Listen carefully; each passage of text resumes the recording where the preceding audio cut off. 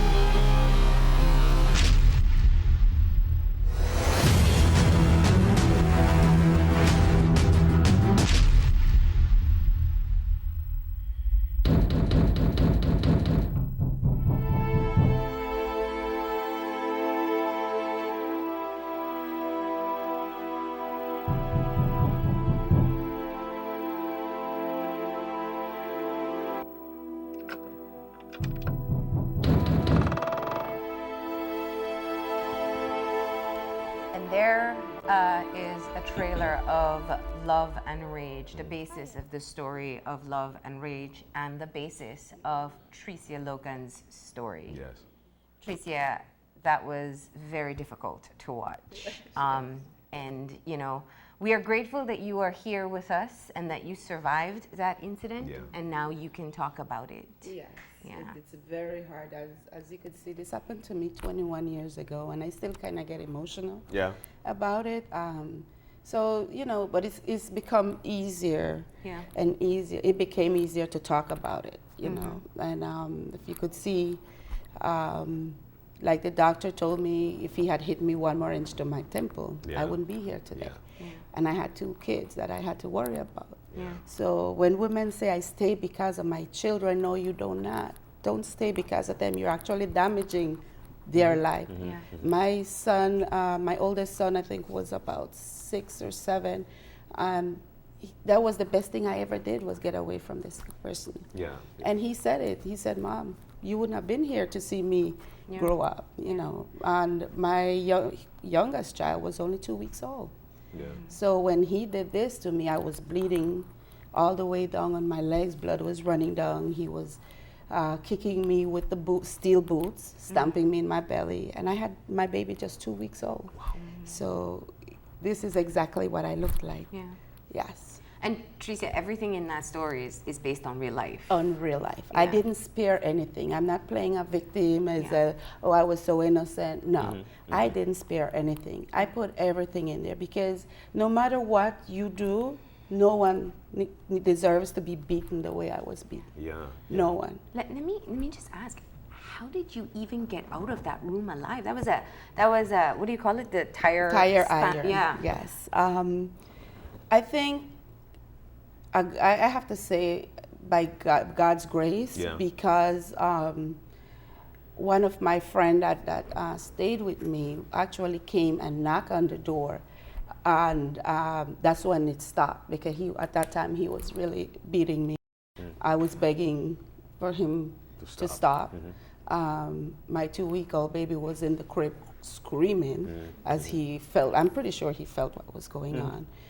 And she suspected, and she ran to tell my mom. And that's when my mom, as you see in the trailer, my mom came and she kept banging, and she said, if you do not open this door right now, I'm going to call the cops, which anyway she did. And it's because of her, she saved my life. She literally saved my life.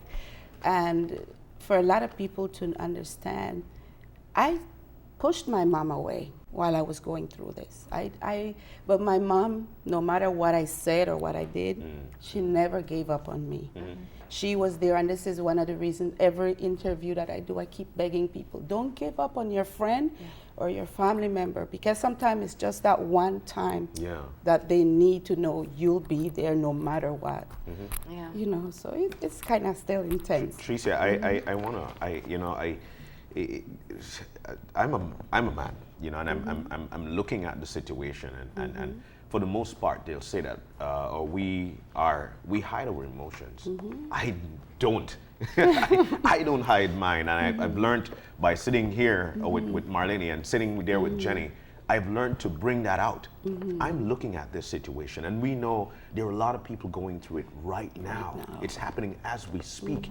Why did you feel it's so important to come on out and speak about this? Why wasn't there a fear behind your head to say, you know what, I'm gonna stay in because I don't want for people to judge me?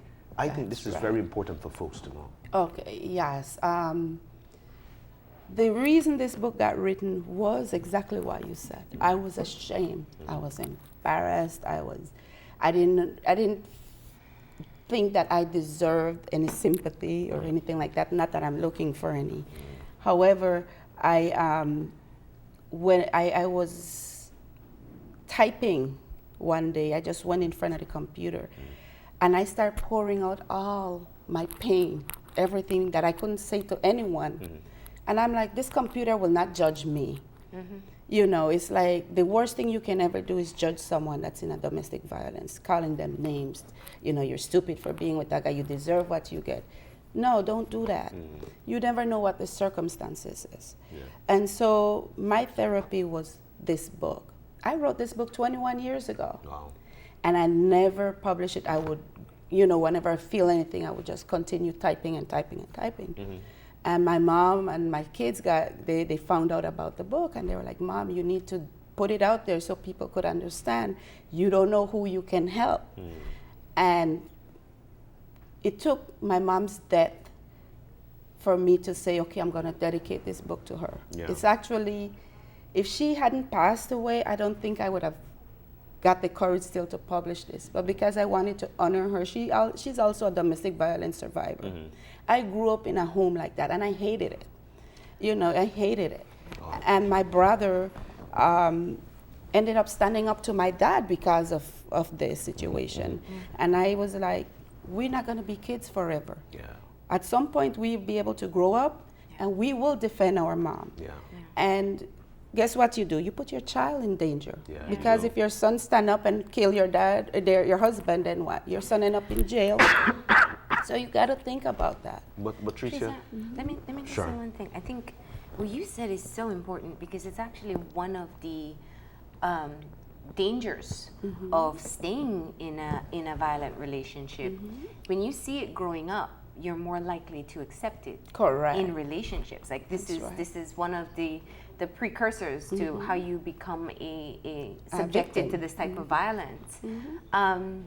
So you said your mom also survived a violent relationship, and then you ended up in one yourself. Myself. And it was you said it was a relationship for about 2 years, and you saw the signs of violence early. That's part of where people on the outside, they can't understand what makes a person stay. Why stay when you're unsafe? How do you use your experience to try to help other people to see that point of view? The reason a lot of us, well, you keep hearing my kids, which I like I said, that's not a good reason. Yeah. One of the reasons I stayed in the relationship was because he ended up, once that's not working anymore, they start attacking your parents. He would be like, I'm going to cut your mom's brakes. He was a mechanic. Then they're going to hurt. If your dad come around, I'm going to hurt him. If he's hurting me that you supposedly love, what would make him stop from hurting my mom? Or my friend that's taking up for me. You've seen it happen many times. Yeah. A lot of friends would take up for their friends, and then they get hurt themselves. Yeah. So what you do, and this is a lot of things that people don't understand, we stay with this person thinking we're protecting you. Wow. I'm thinking I'm protecting my mom. It's like, I got myself into this. Let me deal with it. Why get my mom involved, or why put my mom in a position for her to get hurt? And that's the reason, one of the main reasons I stayed. Wow. And what I So did. you were fearful that he was going to hurt someone else. Correct. So threat to family. Correct. That's one of the reasons why Threat you to say. families and friends that you love. And before you know it, you're isolated. Because now I don't want you to get hurt, or I don't want my So mom to get keep hurt. them away. So you just keep everybody away. And I was this fun, as you could see, I used to love go and dance and party and all that. Suddenly all of that stopped.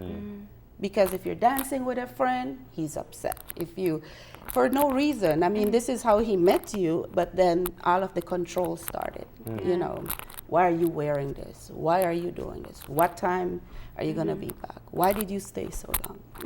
In the book, I have a lot of lists of that signs. I made sure I put the list of signs. And it explains this, how it starts, because sometimes it's just a little shove, or see the warning signs on there. Yeah. I make sure I put all of that in there, so when you read the book, you could start seeing if, am I going through this? Give you a heads up on what to look for, the signs that you can look for. And you've even gone far enough to put some of the support systems that Correct. are available in Belize as In the well. back. Correct, for America and Belize. Yeah. You stayed for, the relationship was for 2 years. About approximately 2 years, Approximately 2 years. So it occurred and reoccurred over and over again. That's right. After, at what point did this come to an end? What was that driving force? The driving force was when the doctor said, you were 1 inch away from your life. If he had gone 1 inch more to your temple, you wouldn't have been here. And you have 2 kids to live for. They were babies. Yeah. That made me open my eyes. They come in my first for me. And Tony and Justin was my life at that time. Well, how are they going to survive? He wasn't going to take care of them. How am I going to survive? Within the 2 years, and this is very important, within that 2 years, why not make complaints within that 2 years? And, some folks might say, oh, why you asked that question? Why you don't ask, But I think it's very important because there are people who are doing it right now and they're afraid. Correct. So why not make the complaint on the first time? It's easier said than done. Yeah. Again, a lot of time you could say, oh, exactly what you just said. However, again, it goes back to the fear, the threats of hurting your loved ones. And, you don't want anybody else. And then the shame. One of the main parts you keep quiet is the shame. Yeah. You're so ashamed of what you're going through because I considered myself a strong woman. Ever since I know myself, I've been working for my own money. And he went to the point where when I was working, he would go to my job as I get paid, take away all my money from me, have no money for the rent, no money for the food for my kids. So that fear that he would show up at your job, I remember an incident clearly. I was working and he showed up and he's like, I need to talk to you. And by the time we got to a secluded area in the building, I got a punch to my face. The money was snatched out my hand. So things like that happens. And believe me, and you keep thinking, if he could do this to me and he says he loves me, what wouldn't he do to someone else? And that's where I think that the title of the book is so fitting. It's Love and Rage. Because very often when we look at the situation of domestic violence, if you don't know what's happening behind closed doors, it looks like love. Yeah, correct. They look like a happy couple in public. And unless you're a neighbor or you're close to the person, or unless you pay very close attention to the type of behavior between each other, it may look normal. That's right. And I think that's where I think us as women are good actresses in a sense because we can we hide don't want our other pain. people to know anything about what's happening in our lives. The part that becomes very difficult for people, and I'm so glad you mentioned it early on, is that we often talk about domestic violence in a cycle, which means, and that's why we say break the cycle. It's like you want to leave, you may leave, you go back, you think about leaving, you start to plan, you don't, and the whole thing of staying. Sometimes the police gets involved and you still go back. It's that way because of all the fear and controlling and manipulation that's taken place. And that cycle oftentimes makes everybody who loves you get frustrated. That's true. They're like, I'm trying to help Tricia, but Tricia doesn't want to help herself. Correct. Or what am I supposed to do? And the difference with the difference with here and America, that's the one thing I gotta say. We need to bring those laws from America here in Belize. Because once you make a complaint, you cannot take it back. Take it back. There's evidence, that's it. You go into jail. And thanks to O.J. Simpson's law that came up because of that domestic violence, I think you heard about O.J. Simpson. And that's the law that Belize need to bring in, is that once they make that complaint and there's evidence of domestic violence, don't take, because a lot of the women here in Belize depend, and that's what I keep hearing all over, they depend on these men. Yes. And that's the reason they take this abuse. I thank God, grew up, I was in Belize till I was about 16. I moved to America in '88. But even when I was there, I didn't know of all the help you can get in America. Like I said, it's so different. They have shelters, here it's limited. And I've been trying to work with Haven House. I'm supporting by giving them donations when I sell a book. They get part of my proceeds of what I make. And, you know, I've sent barrel. I have 2 more sitting in my living room to send to help these women as much as I can. And I believe that the law in Belize needs to change. We need to stand up and do something about that. And I'm willing to do anything that is in my possession to help change the life I can. Believe me, that's one of my dream to come here. A lot of women might hate me. I know the hate comes because they're like, oh, leave our men alone. I've been there. So you can hate me, but I love you enough to try and fight for you, because you're behind closed doors and you haven't gotten that strength to come out and speak. Well, I'm speaking for you. I want to do anything I can to help to change the laws here in Belize if I can. You know, Tricia, one of the, you said that you were reluctant to make the complaint because you were fear for family, loved one, and friends. But here, I feel that the number one reason, this is my thought, the number one reason why women would stay in a domestic violence is because of the children. I wake up in the morning, he would help with getting the child ready for school. And so I am not able to leave there because then it makes up some time. This is ridiculous. But what's your advice, especially if you see signs, there are children involved, they will be hurt, you will be hurt. Correct. What's your advice to these ladies or to these females in terms of, or to these mothers, that you know what, don't stay there for the child or the time that is being made up or the little help that you're getting. You need to move on out. What do you say to this? You know, I want to use myself as an example. Yes. Look at me. This could have been something that could have allowed me to go into drugs, give up on life. I'm not going to lie to you. I almost committed suicide behind this. But guess what? I took the positive route. You can make it. We as women, we are strong. Believe me, you don't know how strong you are, but we are strong. I've got my own business. I had my own show, One-on-One with Tricia Logan. It's on YouTube. You know, I've completed a lot of my dreams. And recently I opened my own restaurant in Los Angeles called Christina's, dedicated to my mom in Los Angeles. So I didn't need a man to do that. However, I have a good husband. There are good men out there. I'm not knocking every man out there. They have good men. So if that's what you're worried about, a good man might come in your life. But don't stay with the one that abuse you, because they don't love you. And again, don't use the kids as an excuse. Belize has, I drive, I don't walk. I drive around Belize. And I see a lot of these women out there selling food and stuff.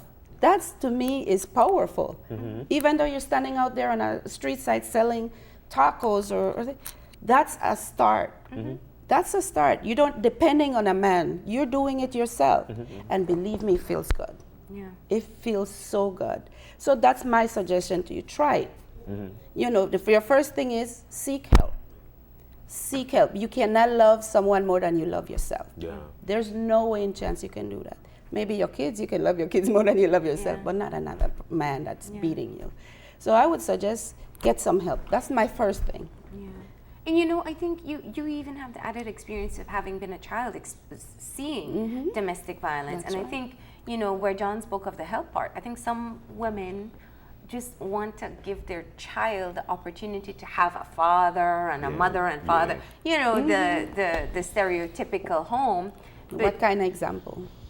What kind of, what's the word you want to call it? You can't admire someone like that.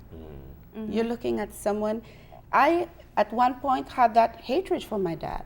I looked at him as a monster, not as a hero, or, you know, you admire your dad, or like how I admire my mom.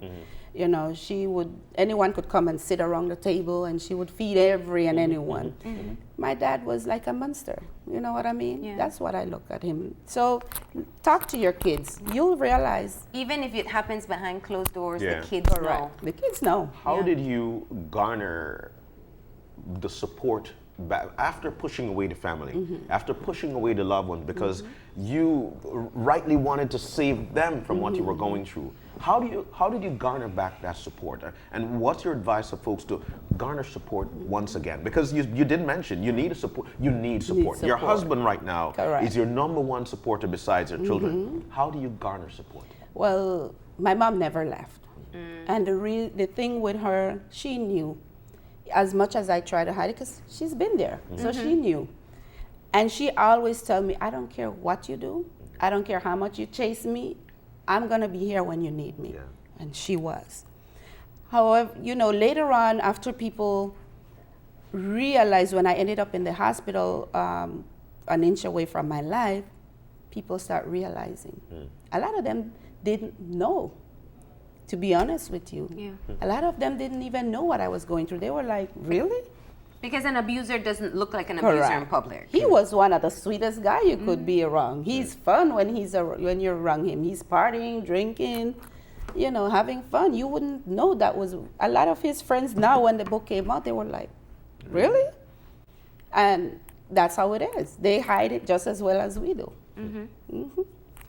And you said, and I think this is key for family members, because nothing breaks my heart more than when we report on stories where women lose their lives and family members say, we tried to get her out, we tried to get her to make reports, all these other things. And as I said before, it can be so frustrating as an outsider, but your mom just never left your side. That's the thing, and that's the key. Till the day she saved you. There's gonna be a day. And I keep saying this too as well, over and over. Don't force them. Because the more you force, you ever hear that saying, what are they saying, how we go? A quicksand situation. Something where the more you tell them, the more you steer, something like that. And the more you keep forcing them, their shame is like, no, I can handle it. They back off. And so all you need to do is let them know, I'm gonna be here. My mom did that for me and she saved my life. He left me for dead. You imagine 2 weeks, if as a woman, we have children, 2 weeks old, you're bleeding still from postmortem, all that. And then for someone to stamp you in your belly over and over with steel boots and kicking you, all that blood rushing down your legs, all your blood on your face, what you're seeing there is what actually happened. And I was bleeding so much that I could have lost my life. Not only from the beating where he almost hit me to my temple, but from the hemorrhage. So you could imagine I just have a baby and you can do that to me. And the baby was in the room. Yeah. Wow. So it's a lot. Just don't leave. Just be there. That's all I'm asking. So don't push too much. Don't push too much. But check in and let them know you'll be there. That's it. That's the key. That's the key. That's the support system saying, okay, she's true. Because sometimes people can say, oh, yes, they're your friend and thing, and then when I done, I go gossip about it, No, don't do that. Don't do that. Just be a true friend. I'm gonna be there. You need me. Sometimes just a hand touch, and you know what? You need me, I'm here. That's all they need to hear. What about people calling the police? I know this situation very often in Belize. It's a small country. We're not as neighborly as we used to be. So you hear and you suspect something happening next door. I want to call the police, but then, I don't want to get in anybody's business or cause problems. What do you say to the bystanders? Don't just stand up there and see something going on and don't do anything. In America, they have this word where they say, see something, say something. That's so true. You might save that person's life, whether they like it or not. And that's why I'm saying they might hate me because I'm trying to advocate against domestic violence, but I may save your life, or someone may save your life. If you see something and you don't want to get involved, make that call and say, you know what, this is what I see, but once you make that call, and again, Belize need to change the law. If you make a report or you walk in there and you make a report, that's someone seeking help. But then guess what? They have to go home to that man, and that man know you made a report. So guess what's gonna happen? Yeah. So what am I gonna do? Withdraw the report? No. You need to make a law where once that report come in, take pictures. As I still have the scars. Wow. You see these scars? Right there, yes. These, I still have them. This remind me every day of what could happen.